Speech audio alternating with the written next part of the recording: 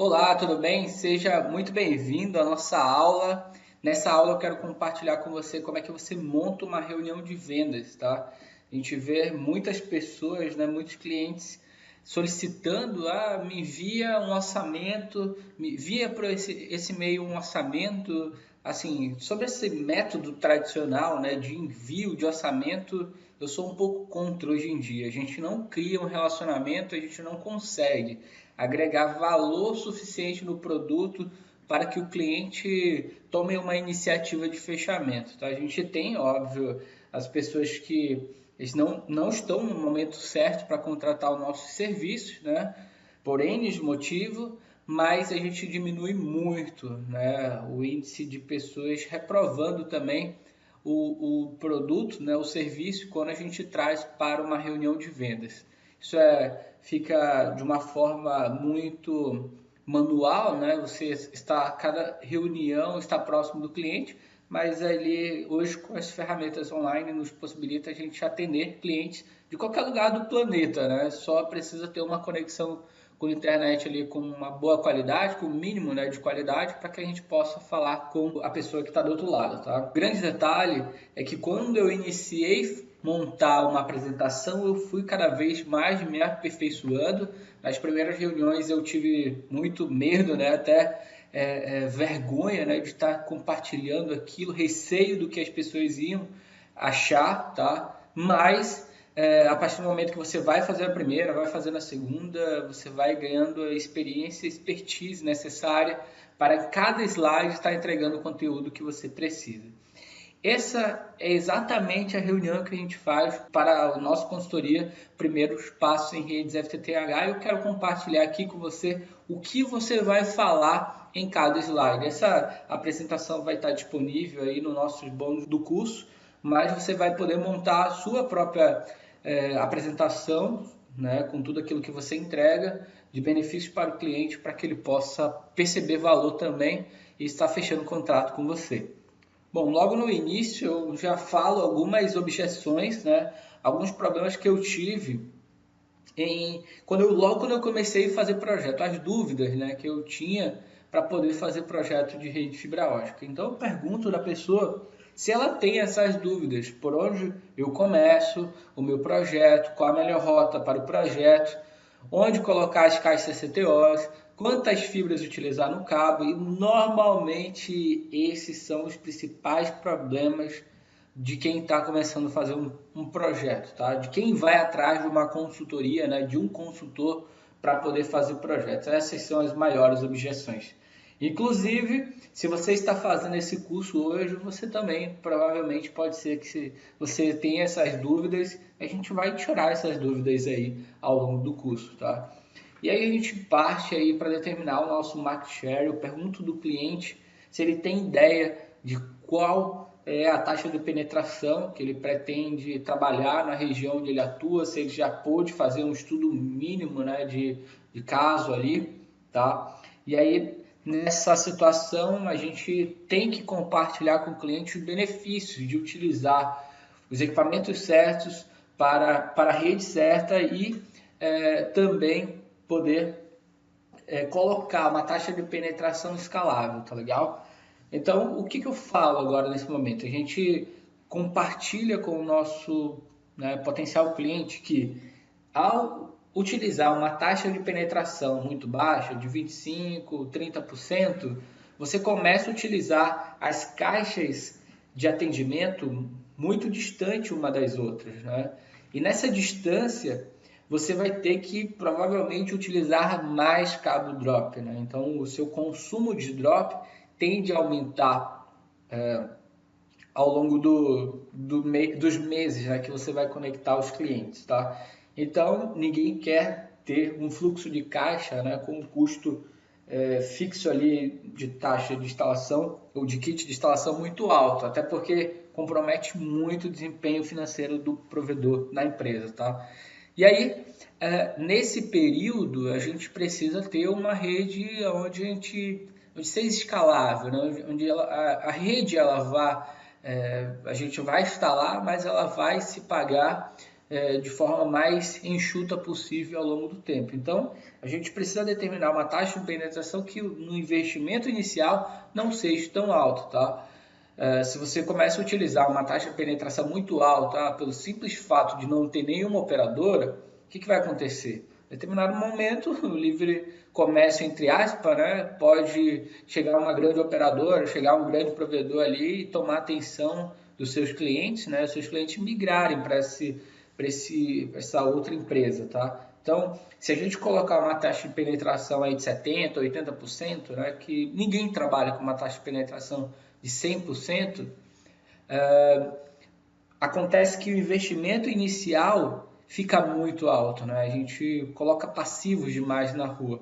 E só tem dois, né, problemas nesse ponto, tá? Se você coloca passivos de menos, é bem capaz, né, que você vai precisar fazer alguma expansão aí ao longo do tempo, dependendo da região, dependendo da rua, se houver crescimento de demanda. Se você colocar uma taxa de penetração muito alta, né, pode ser que você já saia com um investimento inicial muito alto e você não tenha capital de giro suficiente aí para sustentar o projeto ao longo do tempo. Bacana? Então isso é necessário você explicar para os seus clientes e aí agora a gente decide, né, nesse momento a topologia da rede, né? O que eu recomendo sempre é algo muito básico, algo simples, de fácil leitura, com que a gente possa traçar um padrão, né? Então, eu recomendo sempre, já de início, meus clientes começarem com tecnologia GPON, tem N, né, motivos aí para se utilizar GPON já hoje. A gente sabe que é uma tecnologia escalável já, né? Tem ONU aí já com preços baixíssimos no mercado, mas muito barato mesmo, né? Então, em relação a anos atrás, tá? Razão de divisão de banda, vai depender da OLT, do fabricante que você vai trabalhar, mas a gente pode dimensionar a rede para uma razão de divisão de banda aí de 1:64, escalável. Cada porta da OLT vai poder atender até 128, então a gente consegue fazer uma taxa de penetração muito grande, né, em um node, uma área, atendendo a sua capacidade total da OLT de acordo com o diagrama da rede. Bacana? E aí, a simplicidade, né, a gente sabe que de estudo, né, num projeto, geralmente a gente trabalha com projetos aí com splitter de 1:8 balanceado sem conector, um splitter de 1:8 balanceado conectorizado com conectores SCAPC aí na caixa de atendimento, tá? Tiago, só isso mesmo? Só isso, sem rodeios, tá? Redes padronizadas, otimizadas. Tiago, tu trabalha geralmente meus clientes perguntam, Tiago, trabalha com splitters desbalanceados? Eu falo, né, o que eu pude ter como experiência com esse tipo de tecnologia, de equipamentos, tá? Já pude trabalhar em campo com splitters desbalanceados, com splitters balanceados, fiz projetos, implementei projeto com splitters balanceados, eu sei o quanto é diferente, né, uma tecnologia, um layout de rede para outra. Com splitter desbalanceado, o que acontece é que você vai estar com um número muito grande de equipamentos diferentes no estoque, né? Você precisa ter um splitter de 1:99, um splitter de 20:80, um splitter 50:50, vai depender do diagrama ali de 1:2, né? Do diagrama da sua rede, tá? Então, esses elementos diferentes na sua infraestrutura, pode acontecer que um dia você não tenha um determinado splitter ou o seu técnico, por algum acaso, né, danificou algum splitter, o último splitter que você precisa atender um cliente, né, importantíssimo aí, né, esse é um caso que pode acontecer, você não tem outra alternativa a não ser encomendar do fabricante, tá? Então você cada vez mais tem que ter um controle melhor do estoque para organizar o maior número de equipamentos. Isso é prático para qualquer estoque, tá? Mas nesse caso aqui, se você tiver um splitter de 1:8 balanceado sem conector, se faltar esse splitter óptico, eu posso muito bem cortar as pontas ali do meu splitter balanceado conectorizado, eu vou fazer as fusões normalmente, tá? Se faltar um splitter balanceado conectorizado, eu posso sim fazer as fusões, né, no meu splitter sem conector, no meu cabo drop lá na caixa CTO, tá? Atendo o cliente, depois substituo aquilo, né? Assim que você disponibilizar, né, aquele splitter já para infraestrutura, você vai lá e troca, não tem problema nenhum, tá? Mas você vai atender o cliente aí de qualquer maneira. Splitters desbalanceados a gente utiliza mais quando a gente vai atender uma grande rodovia, né? Uma grande avenida onde não temos atendimento paralelo, nas ruas paralelas, e a gente precisa atender realmente com esse tipo de topologia para não ter que passar duas vias de cabo. Né? A gente não vai passar em uma avenida de 5 quilômetros, dois cabos, um cabo só para atender o backbone e outro cabo para atender a rede secundária. Nesse caso, realmente a gente trabalha com splitter desbalanceado. Redes descentralizadas é o que mais a gente recomenda, né? Devido à facilidade de gestão da infraestrutura, quando a gente trabalha com esse tipo de topologia, e também pelo fato, né, de a gente conseguir diminuir muito o número de fibras no backbone. Isso é muito importante para que a gente possa estruturar melhor a infraestrutura da rede. Mas se o seu projeto contempla só uma determinada região, ou um bairro, ou né, parte de uma cidade, é necessário um estudo para que você saiba se vai ser uma rede centralizada ou descentralizada. À medida que você vai expandindo a infraestrutura, você vai vendo que acaba a chance ali de crescer em determinadas redes centralizadas, a infraestrutura vai ficando cada vez mais robusta e caro, né? Então a gente precisa fazer um estudo financeiro para saber se é necessário uma rede descentralizada ou centralizada na região. É basicamente assim que a gente transmite essa mensagem para o cliente e a gente vai desenrolando a apresentação, tá? O passo a passo do nosso projeto, a gente faz uma análise em cada rua que a gente vai fazer a coleta de informação, tá?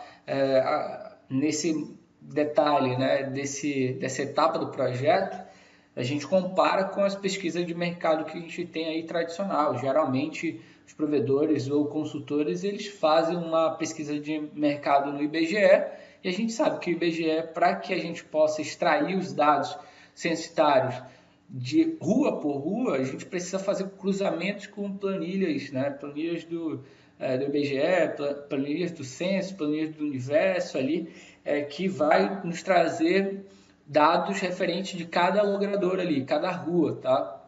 E isso não é muito fácil se fazer, então, para que a gente possa ter uma precisão melhor nos nossos projetos, óbvio que o investimento que você faz na infraestrutura não é barato, não como abrir um carrinho de quicão ou qualquer outro empreendimento que a gente sabe que, né, é um custo bem barato. Investir em rede de fibra ótica não é barato, é um custo alto, né? Essa é a realidade.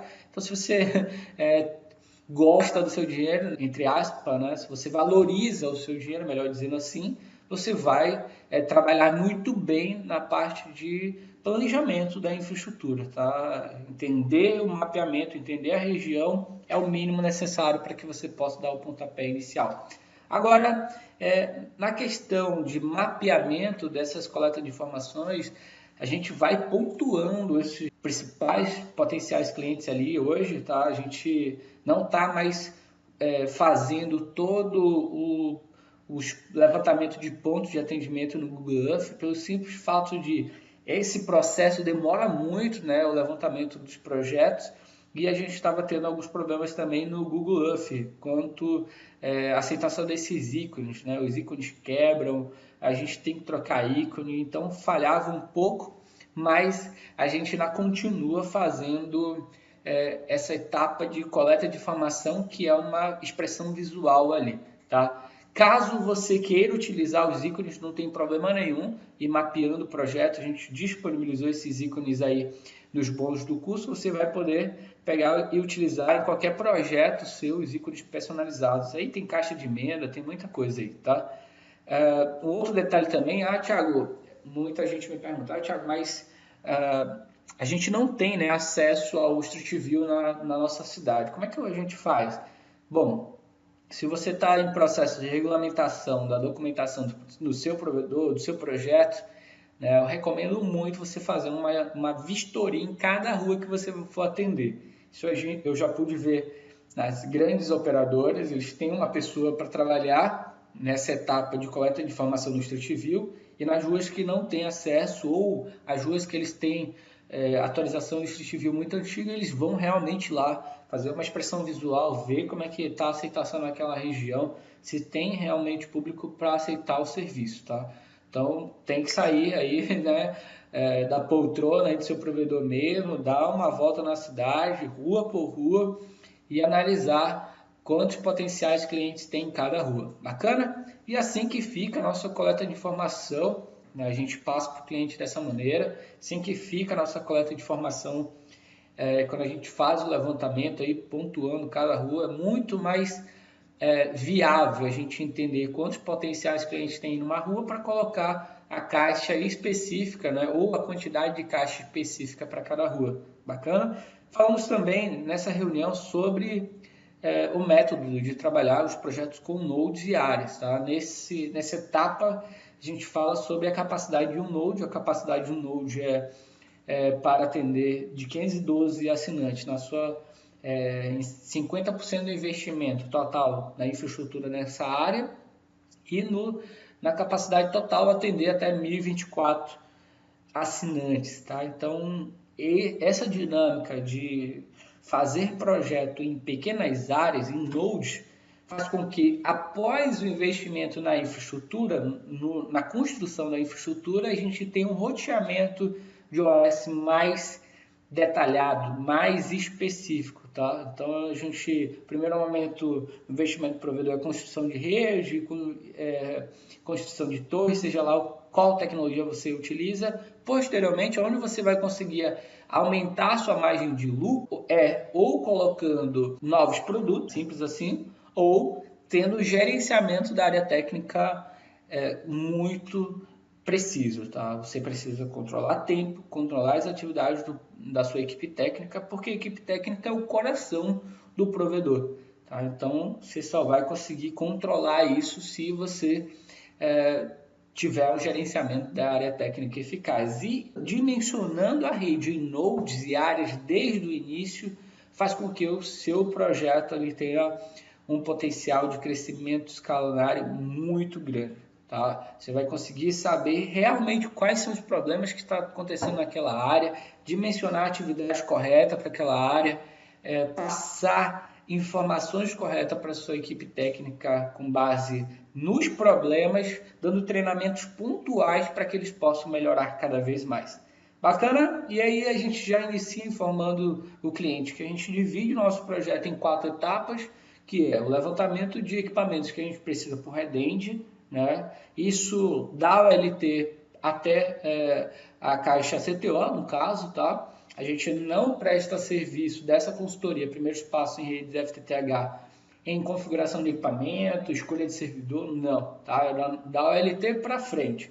Muito simples, a gente deixa bem claro isso para o cliente, para não ter problema de comunicação e o cliente poder entender perfeitamente. Nós somos uma consultoria, né? Esse é um modelo de consultoria em infraestrutura do provedor, tá? Então, se o provedor está atrás de uma consultoria de infra, essa é a consultoria para ele, tá?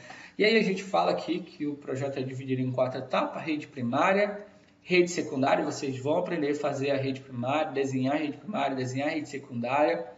A gente faz um quantitativo de poste, tá? Levantamento de poste, aí, todo o postamento da região, do node. Esse é um exemplo, a gente coloca também, pontua aí onde tem os transformadores. Nessa imagem aí tem poucos transformadores, um aqui, ó, outro aqui, mas nessa região com certeza deve ter mais, tá? E a gente vai pontuando todos os transformadores, todos os portos sem transformadores também da região. Isso facilita muito, porque na hora que a gente precisa traçar a rota e determinar a quantidade de ferragens do projeto, a gente tem uma maior flexibilidade também. A gente explica para o cliente sobre a questão de ramal de atendimento. Teve uma aula só sobre isso aí no nosso curso, a gente vai ver um pouco mais para frente. e nesse momento a gente já explica como vai ficar cada ramal de atendimento. Um Node ele é composto por 8 ramais de atendimento, tá? E cada ramal de atendimento tem a possibilidade de atender 64 até 128 clientes ali no ramal, tá bom? Bom, aqui você vai informar o quanto é importante escolher os equipamentos certos para cada tipo de layout do projeto. A infraestrutura, é necessário a gente colocar as caixas no lugar certo e os equipamentos certos para atender determinada região. Por isso a gente recomenda muito uma caixa que é a FOSC 100, né, da DPR, né, são nossos parceiros. Então a DPR ela tem uma caixa muito apropriada para qualquer crescimento, ela tem uma entrada de sangria, 8 saídas de derivação, uma caixa muito boa mesmo, onde você vai poder fazer o dimensionamento correto dos ramais. É muito legal mesmo a caixa, tá? As caixas CTO, né, com atendimento até 16 pontos de atendimento, e aí você vai conseguir também fazer um bom dimensionamento da rede, trabalhando dessa maneira, fazendo o investimento primeiros 8 splitter, né, os primeiros 8 portas de atendimento, e depois você vai colocar as 8 portas de atendimento do segundo splitter. Legal? E aí aqui a gente explica que o projeto ele vai no KMZ, todo detalhado, todas as partes aí, onde você vai ter um melhor dimensionamento da rede. A gente fala sobre um estudo de caso, onde eu pude, né, participar no interior do Amazonas, e aí você pode ter o seu estudo de caso já e compartilhar aqui também, né, nessa etapa do projeto. Isso esclarece muito aí a questão, né, de confiança, né, para a realização com os seus projetos, tá?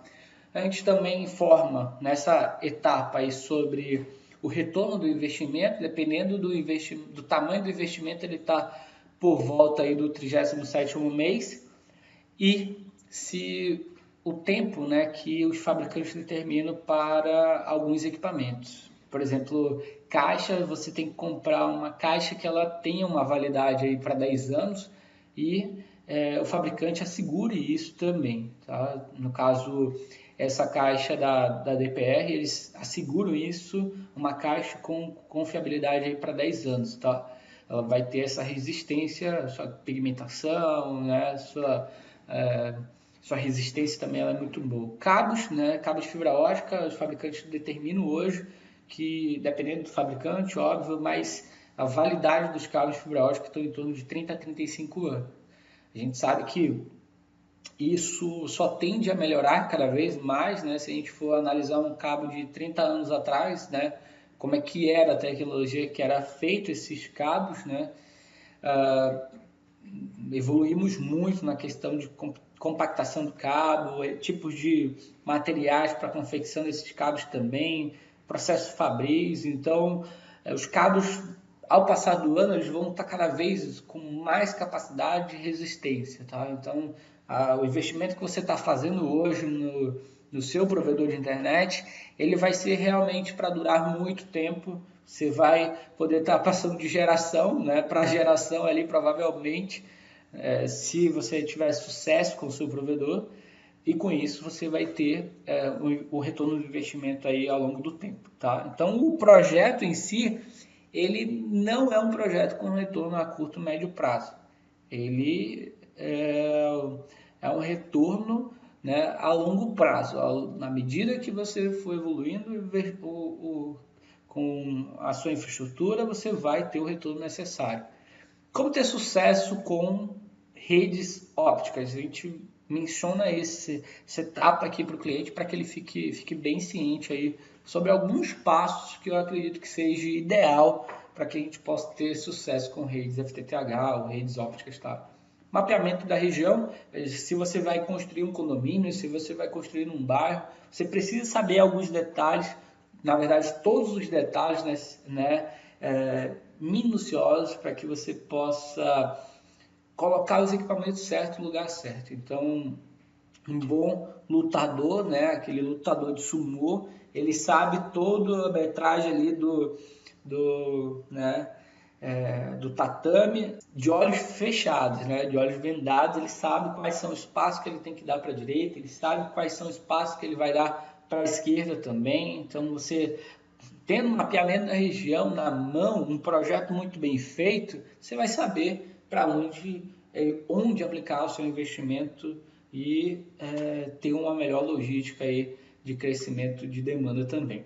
Segundo, padronização das atividades. É muito importante mesmo que logo no início você determine padrões de atividades para a sua equipe técnica. Eles precisam fazer coisas padronizadas, instalação de caixa de emenda, instalação de caixa CTO, instalação de cliente. Isso são padrões internos do provedor de internet. A gente deixa muito bem claro para o cliente quando vai adquirir a nossa consultoria de projetos que ao adquirir um projeto padronizado, ele vai ter um gerenciamento padronizado também. Terceiro, topologia ideal. E aí que tá, aí é onde muita gente realmente está penando muito, né, como provedor de internet, porque não pode ser lançado uma notícia nova, de uma tecnologia nova, de um adaptador novo, ou de um tipo de infraestrutura nova que todo mundo quer migrar. Você tem que estabelecer o que é padrão para o seu provedor e o que você pode contar que não precisa mudar aí 5, 10 anos. Tá? Você consegue crescer, continuar crescendo com o tipo de logística e atendimento para 5, 10 anos no mínimo. Por que que uma operadora, uma grande operadora, não faz mudanças drásticas nas suas topologias? A gente, às vezes, não consegue entender porque as grandes operadoras não utilizam redes FTTH ou outros tipos de tecnologia, né? Mas é necessário entender que ao mudar uma topologia, você muda todos os processos. Ao mudar uma topologia, você muda treinamento, capacitação, gestão, análise, nossa, uma infinidade de coisas, tá? Então, o seu cliente, você trabalhando com um tipo de topologia ideal, o seu cliente vai olhar isso com outros olhos. Bacana? Então, essa consultoria a gente chama de primeiros passos em redes FTTH. É exatamente assim que eu apresento, tá?